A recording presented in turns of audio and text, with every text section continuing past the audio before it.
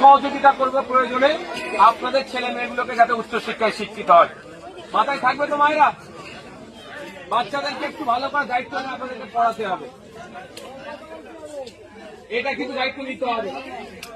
এই দেখুন, এই এসআইআর টেসআইআর যতই ভয় খাচ্ছেন, কেন ভয় খাচ্ছেন? খারাপ ভাবে নেবেন না, পড়াশোনা একটু কম থাকার জন্য। আমি ভয় পাইনি কেন? আমি লড়ে নেব। আর্টিকেল 326 সংবিধানের বলছে 18 বছরের ঊর্ধ্বে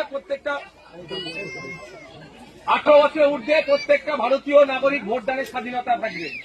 আপনাকে ভয় দেখাচ্ছে কি? আপনার নাকি ভোটার লিস্ট থেকে নাম কেটে দেবে। কে বলেছে নাম কাটবে? কার ক্ষমতা আছে? নাম কেটে আজকে রাখতে পারবে? যেখানে সংবিধান 326 আমি আপনি না জানলে ভয় দেখাবে।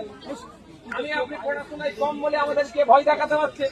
আমাদের বাচ্চারা যদি পড়াশোনায় ভালো হয়ে যায়, আমাদেরকে ভয় দেখালে আমাদের বাচ্চারা এসে বলবে না মা এটা ভুল কথা।